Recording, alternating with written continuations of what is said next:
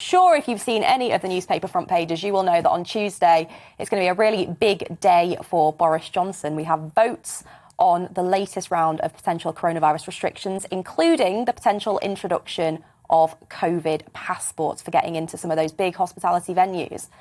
Now, I have been quite forthright on vaccine passports right the way through. And I will be one of the rebels going through the naughty lobbies, as I'm sure the whips will think of it on Tuesday. But I'm joined here now by leading rebel rouser Steve Baker, who will also be voting against these restrictions. Steve, tell us what the latest numbers are up to. We were on about 60 before. How's it looking now? Yeah, The Spectator are running a list and they've got 65, and I think that's right. There's a handful more have told me that they'll want to rebel but don't want to be on the list. Mm-hmm. But the big question is, will they vote no or will they abstain? Yeah. But what I would say to your viewers is this is a foregone conclusion, because the useless opposition in name only on this subject will vote with the government. So whatever Boris wants on this, he's going to get. Mm-hmm. But I think this is a really important point. You know, philosophically and practically, do we want to be a papers, please country with a divisive society where we have two different classes of people when they go about their ordinary life? And I won't vote for that. I will vote against it. And Steve, given the scale of the potential rebellion with both voting against and abstentions, you know, we've heard that there could be some resignations even from the sort of lower ranks of government on this. Do you think the vote will go ahead, or do you think the government might decide to pull it? Well, I know some ministers have said to the whips and to the system, you should pull the vote because it is going to be pretty ugly. Mm-hmm. But, you know, this happens in Parliament, as you and I both know. Everybody knows. I think they probably will go ahead with it, but let's not forget we're going to probably be asked to vote on mandatory vaccination, or not quite mandatory, but vaccination as a condition of employment in the NHS. The government's own impact assessment is that will take 73,000 people out of the NHS. Well, we're trying to hire 50,000 nurses. I mean, when the NHS has got waiting lists of 5 million, to take tens of thousands of people out of the NHS by requiring them to be vaccinated, it's that alone is a good reason to vote no. But I'd also vote no in principle. Mm-hmm. And so, Steve, obviously you know what's happening in Scotland and Wales and Northern Ireland, where the passports are already in place. I mean, what have you got to say to those of us who live in those parts of the UK about what has happened? Well, of course, there was no votes, as far as I understand it. Well, I suppose I can only say I'm sorry. I mean, we're a British people, and I thought that our country, and all the nations within it would never implement such a system. I mean, if it's the sort of thing that's fit for the Soviet Union, and I'm just aghast that they've brought it forwards. But I think it goes back to the point that Boris devolved some of the decision-making powers around COVID to the devolved administrations. And I worry about the mandatory vaccination point, and we've discussed it this morning already, Steve, that it might actually happen in other parts of the UK.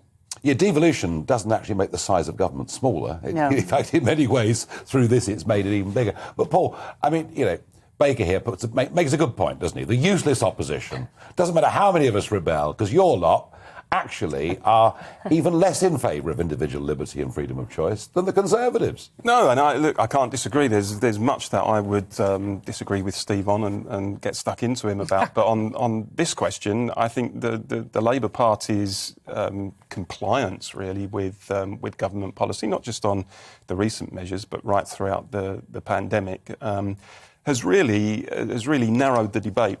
So there isn't that wide voice of opinion, not just in Parliament, but in the wider country, in the media, because I think you can see that Parliament has just converged, with a few exceptions, around what it is the government is trying to do.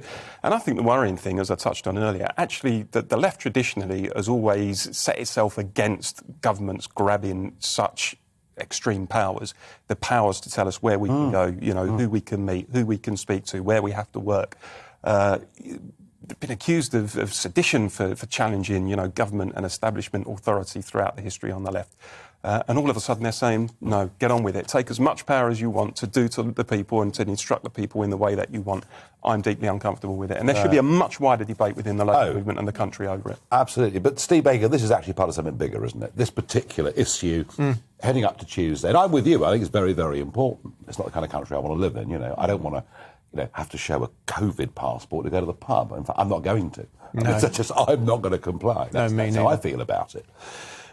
But this is part of something bigger, isn't it? You know, you've just taken over the Conservative Way Forward group, which was a big name back in the 90s for those that wanted to, you know, carry the sword for Margaret after she'd been deposed. Isn't what you're really about trying to actually make the Conservative Party conservative again? Because arguably, under Boris Johnson's leadership, it's very difficult for millions of Conservative voters to even see it as that. Yeah, so the Conservative Party's always been a kind of amalgam of sort of power politicians, mere Conservatives and classical Liberals like me. And what I'm going to try and do is create the space within which we can once again reinvent ourselves while in government and take the party back towards the direction of freedom, because anyone can see as we approach Tuesday's vote, we're not advancing freedom and personal responsibility. We've slipped into mere technocratic use of power. And I think this is really fundamental, both practically and philosophically, to what kind of country we want to create. You know, we've spent hundreds of years, perhaps 1,000 years back to Magna Carta, putting our institutions in place to defend freedom under the rule of law. And then you look back at the last 18 months or so. I mean, at one point, the police were enforcing press conferences, not even laws. And, well, some people will think this isn't important. I personally think it's fundamental to the kind of people we are and the society we have. No. And do you have the right leader? Right now, what I'd say is I want Boris to be a success. I want him to be a success. The alternative to Boris being leader is we have to have a leadership contest. Goodness knows how that would go. I mean, Michael Gove would be a contender. He's much more authoritarian than Boris. So I really want Boris to be a success, but I recognise that right now he needs to rescue his position. He's lost moral authority, hasn't he, Steve?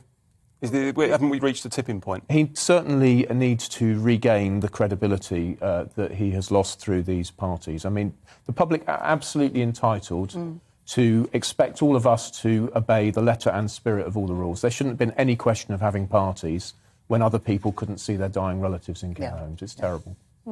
Quite.